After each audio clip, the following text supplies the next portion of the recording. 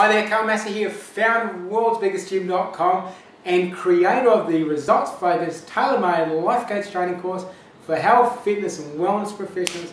And welcome to week 5 of life coach training, where we're helping you to develop raving fans by giving you simple techniques that you can use today. The moment that you get off this podcast with your next client, you're going to be able to use this. And the other great thing about learning these techniques and strategies is you can learn them or use them for yourself to take yourself to a new level of happiness, health, vitality. So you can use all these techniques as well. Now, we talked last week about finding a positive learning experience or turning things, negative things, into positive learning experiences. So helping someone to change the way they think, so they're looking for the positive and making a game of that. So it becomes a game when your client says something negative, you're like, hey, whoa, 5 push-ups, and then let's look at what the positive might be from this situation. And it's a great way to do it. And again, you need to be in rapport with this client to be able to play this game with them. So, you know, we need to have that rapport. If you need to, go back and watch over the rapport video to remind yourself of what the importance of having that rapport is all about. Now, today's session, we're going to talk about, again, along similar lines, but it's what language your clients use, and this is absolutely essential. Now, in neuro-linguistics programming, NLP, the L part is linguistics. It's all about the language. Hypnotherapy, all about the language. So many different modalities are using language, and you can use language in such a way that you can embed, you know, subliminal messages with someone not even realizing it. It's important the language we use, and this is again a simple technique, and it's, you know, I think if you went into the dictionary, you opened it up and you looked at, you know, most words you could either call them positive words or negative words. Our positive words, particularly in the emotional space, so I think there's a ridiculous amount of, whether there's thousands of different emotions and descriptors for emotions. We've got positive emotions and we've got negative emotions, and certain words we use put us in a positive vibrational state, other ones put us in a negative vibrational state or a negative state. I use the word vibration because essentially we're energy. We're just energy vibrating at different frequencies. And when we're vibrating at a different frequency, you say, you know, we use words like, you know, feeling really vibrant. You know, having this vibrancy, and imagine that's just buzzing. We're at a different level of frequency.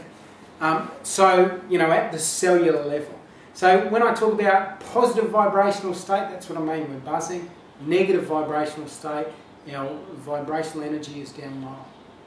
So we want to help our clients get into that positive vibrational state. So we want them to use the language that is going to put them into that space. So if I use a word like, it was a complete struggle. A complete struggle. Does that, is struggle like a positive word or a negative word? Something that makes me feel more energetic or makes me feel flatter? When we say struggle, when we say disaster, when we say horrible, when we say suffocating, when we say disaster. Did I already say that? All of these words, when they're used in the context of telling a story, create a negative expression or create negative energy surrounding that. One of the techniques I use with my clients is being very, very anal about the words they use. So when clients around me, they cannot use words that are negative in nature. So when they're around me, they can't talk about, it was a complete struggle. It was an absolute disaster. I like, oh, well, tone that down, what really happened? And I get them to come back to reality. It wasn't a disaster in the sense that it was a catastrophic disaster. Someone made an offhand comment to them which bothered them. Is that a disaster? When we look at reality, when we desensitize, when we bring out the emotional, bring down the emotion, and we just look at reality.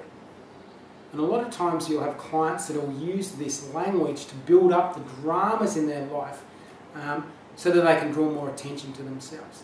I'm going to talk about that in another session. So looking at the language your clients use, Even down to the point if someone goes, I will never be able to do that, or I can't do that, changing the language around, yes I can. It may be difficult, but I can. I haven't done this before, so I'm not sure whether I can or I can't, but maybe I can do this. See that language, be very critical, be very perceptive of the language that your client is using and get them to change their language. As they change their language, it starts to change their brain, because the language we use is an outward reflection of the thinking we do in our mind. If we can change the language someone uses, so they say it again, we're starting to, condition our mind to use different language. And if we use different language, instead of it being emotionally charged, we can bring it down to a neutral space. And then we can start bringing it up to a positive space where we start using words like amazing, incredible, remarkable. A challenge rather than a problem is a great way to change the language around. People, when they say I've got a problem, it feels like a weight on their shoulders. When someone's told they've got a challenge, they rise up for it. So the best thing that you can do for your clients to help them in their onwards journey and build up their happiness and their like of themselves and the like of their life is to help them change the language. Catch them out every time. Bang! Hey, what are you doing? Down and give us 2 push-ups. Let's change that. We only use positive words in this session. And you're starting to condition them to be conscious of the language they use, and that has a flow-on effect for the rest of their life, the rest of their day, the rest of their week, the rest of their month. So you are positively impacting on that client in a significant way by just this one technique, repetition, over and over, breaking the pattern, breaking the pattern, breaking the pattern. And a basic NLP technique, breaking the pattern of negativity and switching it to start a new pattern, which is looking for the positive word that can be used in that case. So here you go again, creating raving fans who love themselves even more, love you so much, and you're creating that rapport between you, and you're changing that person's life, which is what we're trying to do here.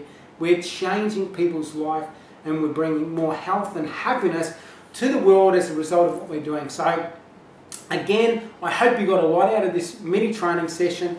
If you've got any questions, make sure you enter your questions down below, and I'll get back to you directly. I hope that you're having a fantastic day.